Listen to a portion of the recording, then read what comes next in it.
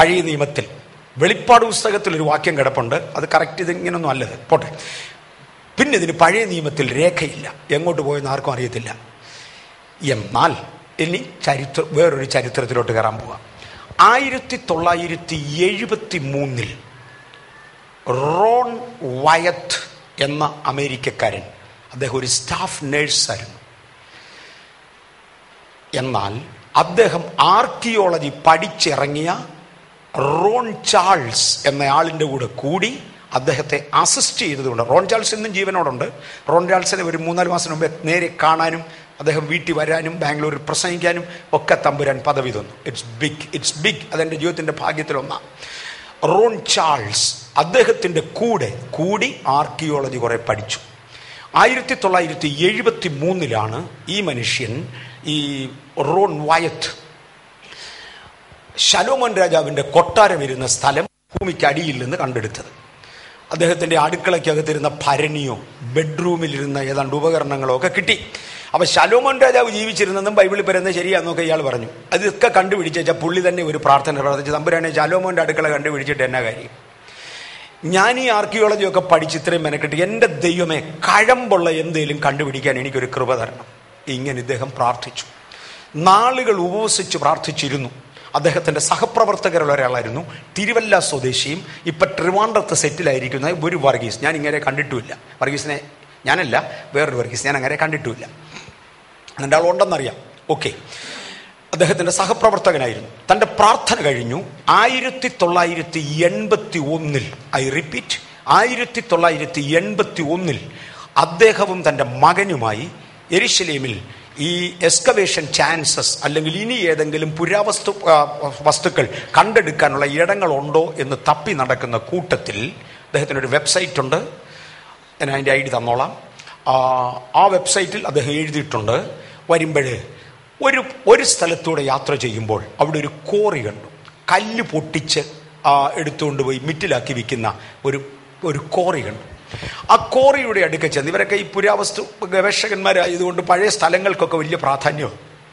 അവിടെ ചെന്ന് ഈ സ്ഥലത്തിൻ്റെ പേരെന്നൊക്കെ അന്വേഷിച്ചപ്പോൾ ഒരാൾ പറഞ്ഞു, ഇതിനെ ഓൾഡ് ഗോൽഗോത്ത എന്നാണ് വിളിക്കുന്നത്. ഓൾഡ് ഗോൽഗോത്ത. അപ്പം ഇദ്ദേഹം പറഞ്ഞു, അതിൻ്റെ ഓൾഡ് ഗോൽഗോത്ത. അപ്പോൾ ഒരുത്തൻ പറഞ്ഞു, പണ്ട് ഇവിടമായിരുന്നു ഗോൽഗോത്തയായിരുന്നത്. ഈ ഒരുപാട് വിസിറ്റേഴ്സൊക്കെ യെരുശലേമിൽ വന്ന് ടൂറിസം ഇവിടുത്തെ ഒരു മെയിൻ ആദായ മാർഗമായതോടുകൂടെ കൂടുതൽ റോഡും സൗകര്യങ്ങളും ഒക്കെ ഉള്ള ഒരു സ്ഥലമുണ്ട്. അതിനെ ഗോൽഗോത്ത എന്ന് പേരിട്ടു. പണ്ട് ഇതായിരുന്നു ഗോൽഗോത്ത. ഇപ്പം ഇത് ഓൾഡ് ഗോൽഗോത്തായും മറ്റേത് ന്യൂ ഗോൽഗോത്തായും എന്ന് പറയും. റോൺ വയത്ത് പറഞ്ഞത്, എൻ്റെ അറിവ് കൂടാതെ എൻ്റെ ഇടത്തെ കൈ ഒരു സ്ഥലത്തേക്ക് അങ്ങ് നീണ്ടു. എൻ്റെ അറിവ് കൂടാതെ എൻ്റെ ഇടത്തെ കൈ ഒരു സ്ഥലത്തേക്ക് അങ്ങ് നീണ്ടു. എൻ്റെ അറിവ് കൂടാതെ ഞാൻ തന്നെ വിളിച്ചു പറഞ്ഞു, ഇതാണ് ഗോൽഗോത്ത, ഇവിടെയാണ് യേശു ക്രൂശിക്കപ്പെട്ടത്, ഇവിടെ നിയമപ്പെട്ടകോ ഇരിപ്പുണ്ട്. നിയമപ്പെട്ടകോ അന്നേരം വരെ ചിന്തയിലില്ല. അദ്ദേഹം പറഞ്ഞു, ഞാൻ അറിയാതെ. അദ്ദേഹത്തിൻ്റെ വെബ്സൈറ്റിൽ അദ്ദേഹം കൊടുത്തിരിക്കുന്ന വാക്കാണ്. റോൺ വയത്ത് മരിച്ചുപോയി, അദ്ദേഹത്തിൻ്റെ വെബ്സൈറ്റ് ഇപ്പോഴും ഉണ്ട്. അദ്ദേഹം പറയുന്ന പദമാണ്, എൻ്റെ അറിവ് കൂടാതെ എൻ്റെ ഇടത്തെ കൈ ഒരു സ്ഥലത്തേക്ക് ചൂണ്ടി. എൻ്റെ അറിവ് കൂടാതെ ഞാൻ തന്നെ പറഞ്ഞു, ഇതാണ് ഗോൽഗോത്ത, ഇവിടെയാണ് യേശു മരിച്ചത്, നിയമപ്പെട്ടകം ഇവിടെ ഇരിപ്പുണ്ട്. ഉടനെ അദ്ദേഹം യാത്ര ചെയ്തിരുന്ന ഇസ്രയേലിലെ ഒരു സീനിയർ ഓഫീസർ പറഞ്ഞു, എങ്കിൽ ഇവിടെ കുഴിച്ചെടുക്കണമെങ്കിൽ എടുത്തു. ഐക്യൊരുത്തനെ കൊണ്ട് കുഴിപ്പിച്ചാൽ ഗവൺമെന്റിന് കാശ, എന്നാൽ ഇവിടെ കുഴിക്കണേ കുഴിച്ചു. പറഞ്ഞു കഴിഞ്ഞ റോൺ വയത്ത് തന്നെ ഇളിപ്പനായി, ഇവിടെ എങ്ങനെ ഗോൽഗോത്ത വരുന്നത്, ഇവിടെ എങ്ങനെ നിയമപ്പെട്ടവൻ വരുന്നത്, ഇവിടെ എങ്ങനെ ക്രിസ്തുവിനെ കുരിശിച്ച്, ഇതൊരു കോറിയാണ്. അദ്ദേഹം അങ്ങ് തിരിച്ചുപോയി. 1983 വരെ അദ്ദേഹം വീണ്ടും പ്രാർത്ഥിച്ചു, എവിടെയാണിത്. വീണ്ടും ദൈവാത്മാവ് തന്നോട് പറഞ്ഞു തിരിച്ചു പോകാൻ പറഞ്ഞു. താൻ തിരിച്ചു വന്ന് തൻ്റെ കയ്യിലുള്ള ഭൂഗർഭശാസ്ത്ര ഭാഗങ്ങൾ പരിശോധിക്കുന്ന ഒരു റഡാറ് കൊണ്ട് ആ പാറയും അതിനോട് ചേർന്നുള്ള ഭാഗങ്ങളും നോക്കി ചെല്ലുമ്പോൾ യഹൂദന്മാരുടെ കല്ലറകളുടെ മുമ്പിൽ വെക്കുന്ന വലിപ്പമേറിയ ഒരു കല്ല് ഏതാണ്ട് 20 അടി 22 അടി താഴെ കിടപ്പുണ്ട്. പുള്ളി പറഞ്ഞു, ഇത് തന്നെയാണ്. വേദപുസ്തകം സൂക്ഷ്മ പഠനം ചെയ്താൽ ഒരു ഗാർഡൻ ടോംബിലാണ് യേശുവിനെ അടയ്ക്കിയത്. ആ ഗാർഡൻ ടോംബിൽ നിന്ന് അകലെയല്ല തൻ്റെ ക്രൂശീകരണം. എങ്കിൽ ഇതേ ഷേപ്പിലുള്ളതും അസാമാന്യ വലിപ്പമുള്ളതുമായ ഈ കല്ല്, ഈ കല്ലറയടയ്ക്കുന്ന കല്ല് ഇതിൻ്റെ അടിയിൽ കിട്ടിയ സ്ഥിതിക്ക് ഇവിടെ എങ്ങാണ്ട് തന്നെയാണ് ക്രൂശീകരണ സ്ഥലം. നിയമപ്പെട്ടകത്തിൻ്റെ ചിന്ത വരുന്നില്ല. നമുക്ക് ക്രൂശീകരണ സ്ഥലം ഒന്ന് കാണാം. അദ്ദേഹം അവിടം കുഴിക്കാൻ തീരുമാനിച്ചു. അവരുടെ ഗവൺമെന്റിൽ നിന്ന് അനുമതി എടുത്തു. അവിടം കുഴിക്കാൻ ആരംഭിച്ചു. ഈ കിടക്കുന്ന ഗാർഡൻ ടോംബിൽ കണ്ടതായ ആ പാറ കിടക്കുന്നിടത്താണ് പോകുന്നത്. അല്പം താഴോട്ട് എന്നപ്പോൾ അവിടെ ഉണ്ടൊരു പാറ. ആ പാറയ്ക്ക് ഒരു ഫ്ലാറ്റ് ടോപ്പ് സർഫസ് ഉണ്ട്. നമ്മുടെ ഈ പ്ലാറ്റ്ഫോം പോലെ ഒരു പ്ലാറ്റ്ഫോം ഉണ്ട് ആ പാറയ്ക്ക്. അതിൻ്റെ ഒരു സൈഡിലാണ് അദ്ദേഹം കുഴിച്ചത്.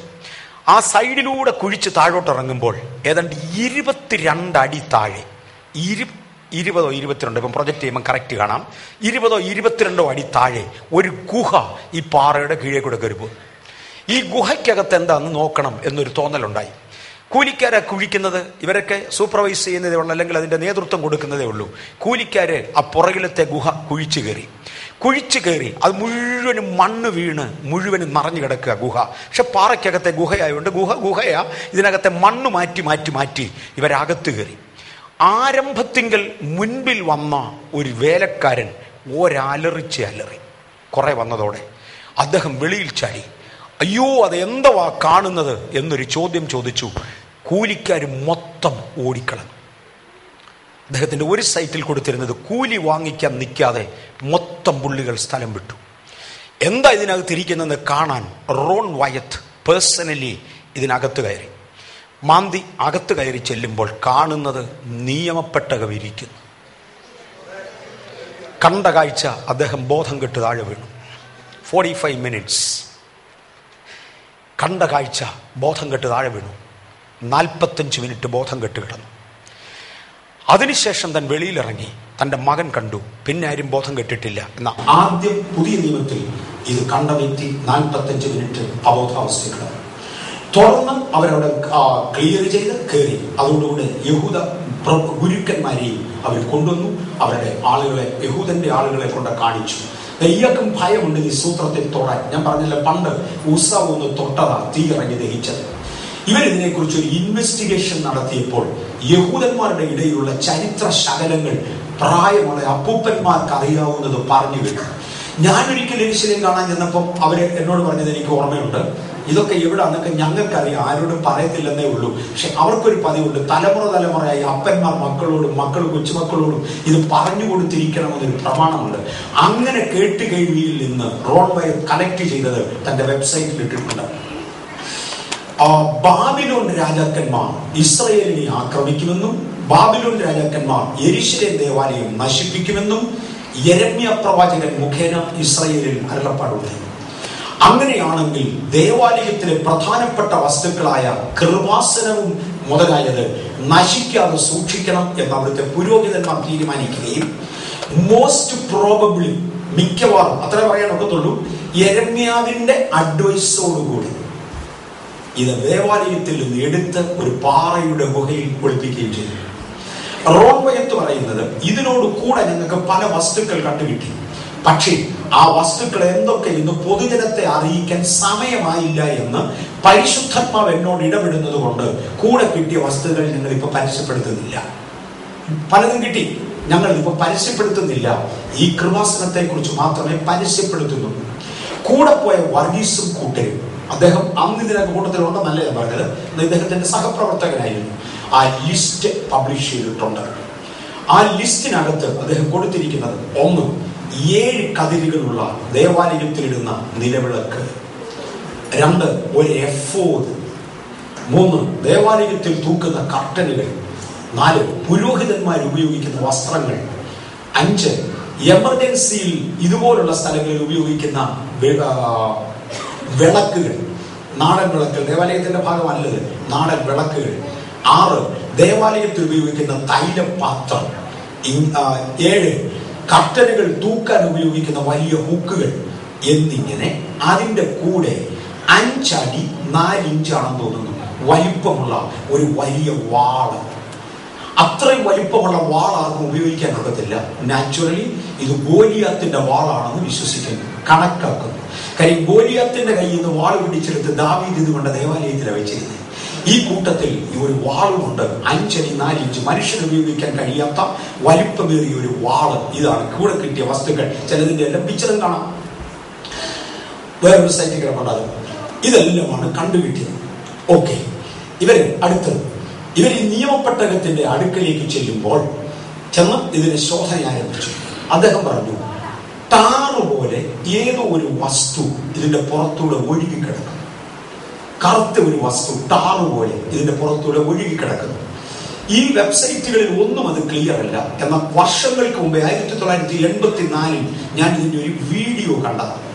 ആ വീഡിയോയ്ക്കകത്ത് ഈ ഒഴുകിക്കിടക്കുന്ന, ഈ ടാറ് പോലെ ഒഴുകി പരന്നു കിടക്കുന്ന ആ കറുത്ത വസ്തുവിന്റെ ഒരു എഡ്ജ് ഒരല്പം കിടന്നിരിപ്പുണ്ട്.